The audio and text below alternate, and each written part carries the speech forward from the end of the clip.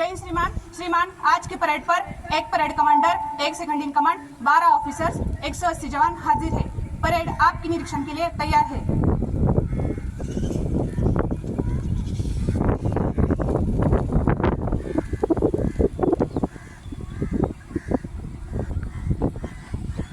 माननीय महोदयांच्या हस्ते परेड निरीक्षण या ठिकाणी होत आहे। परेड कमांडर परिवेक्षाधीन पोलीस उपअधीक्षक श्रीमती वंदना कारखेले मॅडम, दुय्यम परेड कमांडर श्री विकास तिडके, राखीव पोलीस निरीक्षक बुलढाणा, पोलीस मुख्यालय बुलढाणा, VIP जिप्सी चालक police constable 11-15 Ashish Raut, motor परिवहन विभाग बुलढाणा। शिस्त, देखावा आणि योग्य वर्तनाचं मूल्यांकन माननीय महोदयांच्या हस्ते या ठिकाणी होत आहे। शिस्त, हालचाल, देखावा, एकात्मता यांची तपासणी या ठिकाणी होत आहे।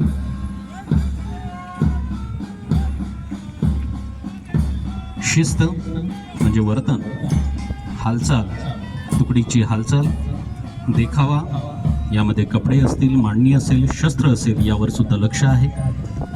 एकात्मता, सर्व व्यक्ती आणि तुकडी एकरूप आणि व्यवस्थित दिसत आहे याविषयीचं निरीक्षण माननीय महोदयांच्या हस्ते या ठिकाणी होत आहे।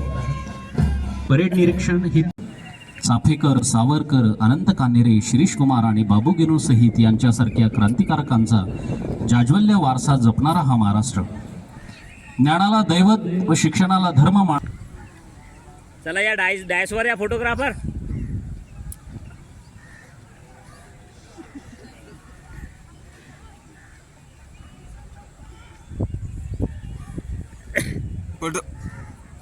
पोलीस कवायत मैदान या ठिकाणी आगमन झालेलं आहे। माननीय नामदार श्री मकरंद सुमन लक्ष्मणराव जाधव पाटील साहेब, मंत्री मदत व पुनर्वसन महाराष्ट्र राज्य तथा पालकमंत्री बुलढाणा जिल्हा यांच्या शुभ हस्ते ध्वजारोहण होत आहे। सर्वांनी उभं राहायचं आहे।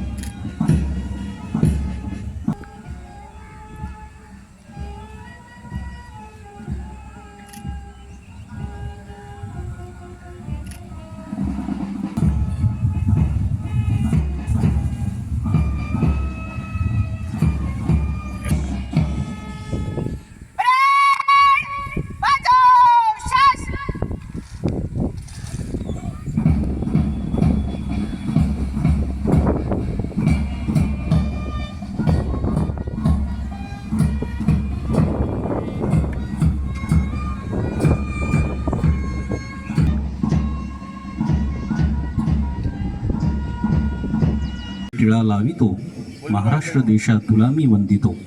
महाराष्ट्र दिनाच्या सर्वांना या ठिकाणी हार्दिक शुभेच्छा। या ठिकाणी सर्वच क्षेत्रातून आलेल्या सर्व मान्यवरांचं स्वागत आहे।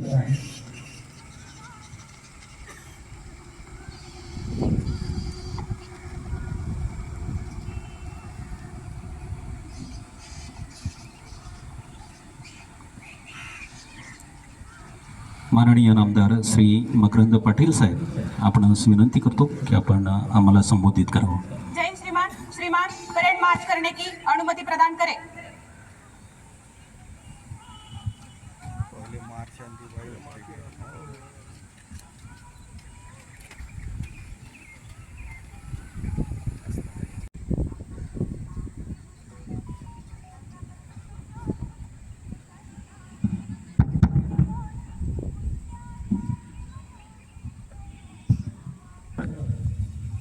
प्रिय बंधू आणि भगिनींनो, आज महाराष्ट्र दिन आणि कामगार दिनाच्या आपणा सर्वांना हार्दिक शुभेच्छा।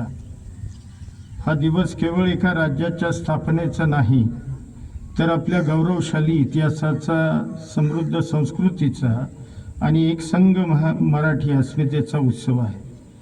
मित्रांनो, स्वर्गीय यशवंतरावजी चव्हाण यांनी संयुक्त महाराष्ट्राचा मंगल कलश आणला, त्या स्वातंत्र्य आणि समृद्ध महाराष्ट्रात आपण राहत आहोत, ज्याची निर्मिती एका प्रदीर्घ आणि कठोर संघर्षातून झाली आहे. या संयुक्त महाराष्ट्राच्या स्वप्नासाठी ज्या 106 हुतात्म्यांनी प्राणाची आहुती दिली, त्या ज्ञात अज्ञात हुतात्म्यांना मी विनम्र आदरांजली अर्पण करतो. गेल्या 65 वर्षामध्ये आपल्या महाराष्ट्राने विविध क्षेत्रांमध्ये नेत्रदीपक प्रगती केली आहे. शेती, सहकार, उद्योग, शिक्षण, आरोग्य, विज्ञान आणि तंत्रज्ञान अशा प्रत्येक क्षेत्रात आपण महत्त्वपूर्ण यश संपादन केले आहे. महाराष्ट्रातील कष्टकरी शेतकरी, मेहनती कामगार, नवउद्योजक आणि ज्ञानसंपन्न बुद्धिजीवी यांनी आपल्या अथक परिश्रमाने आणि जिद्दीने राज्याला एका नव्या उंचीवर नेऊन ठेवले आहे. याचा मला सार्थ अभिमान आहे. शौर्याची आणि गौरवशाली इतिहासाची साक्षीदार आहे.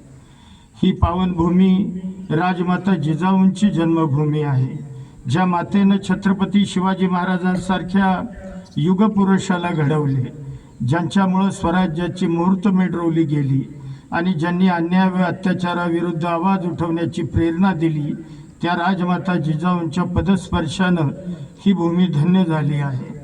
मित्रांनो, आपल्या जिल्ह्यात शेतीसोबतच शेतीपूरक व्यवसाय वाढीस लागण्यासाठी यावर्षी महात्मा गांधी ग्रामीण रोजगार हमी योजना व भाऊसाहेब फुंडकर फळबाग लागवड योजनेअंतर्गत 4000 हेक्टर क्षेत्रावर फळबागेची लागवड केली असून शेतीपूरक व्यवसायाला मोठ्या प्रमाणात शेतकरी प्रतिसाद देत आहेत.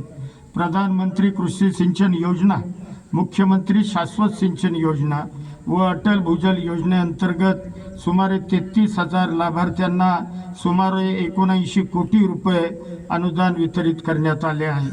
प्रधानमंत्री पीक विमा योजनेअंतर्गत खरीप हंगामामध्ये नैसर्गिक आपत्ती अंतर्गत 1,50,000 शेतकऱ्यांना 144 कोटी रुपये इतके वितरित करण्यात आले आहे.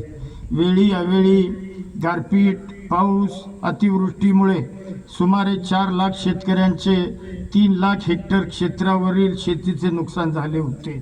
त्याकरिता शासनाने सुमारे 490 कोटी रुपयांचा निधी मंजूर करून वाटप करण्यात आले आहे.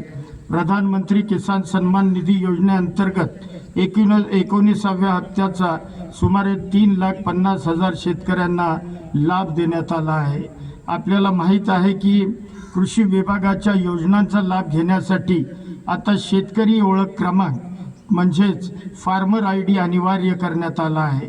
आपल्या जिल्ह्यात आत्तापर्यंत 3,47,000 शेतकऱ्यांचे फार्मर ID तयार झाले आहेत. ज्या शेतकरी बांधवांनी अजूनही आपला फार्मर ID तयार केला नाही, अशा शेतकरी बांधवांनी अजूनही आपला शेतकरी शासनाच्या योजनांपासून वंचित राहू शकतात. त्यामुळे शेतकऱ्यांनी त्वरित आपले शेतकरी ओळख क्रमांक तयार करून घ्यावे असे मी आवाहन करतो. गाळ काढण्याचे काम प्रगतीपथावर आहे, ज्यामुळे आपल्या जिल्ह्यातील सिंचन क्षमतेत लक्षणीय वाढ होणार आहे.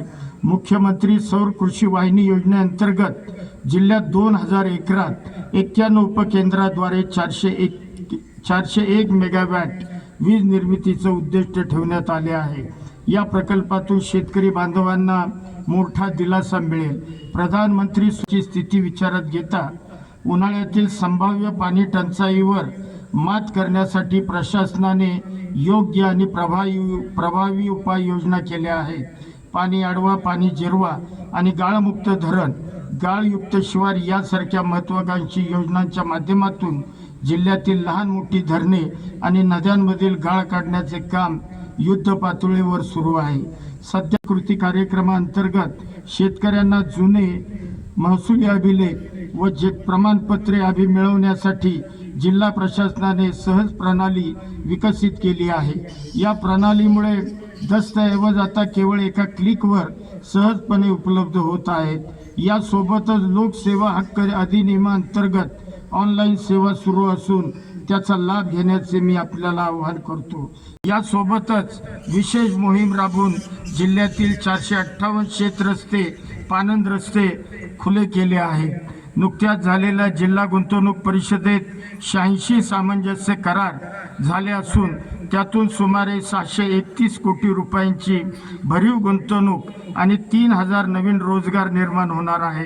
या माध्यमातून बुलढाणा जिल्हा औद्योगिक विकासामध्ये अग्रेसर राहण्यासाठी आम्ही प्रयत्न करत आहोत. मुख्यमंत्री रोजगार निर्मिती कार्यक्रमांतर्गत नव उद्योगांना मंजुरी देण्यात आपला बुलढाणा जिल्हा अमरावती विभागामध्ये प्रथम क्रमांकावर आला आहे, तर राज्यात चौथा आला आहे.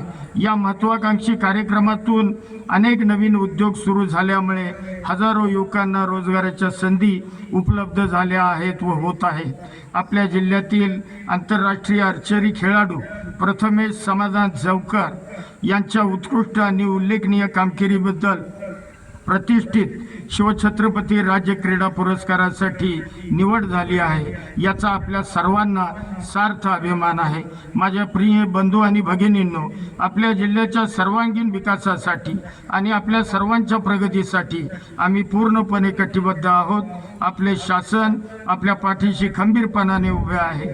आपण सर्वांनी एकजुटीने आणि समन्वयाने काम करूया आणि आपल्या लाडक्या बुलढाणा जिल्ह्याला विकासाच्या नव्या उंचीवर नेऊया.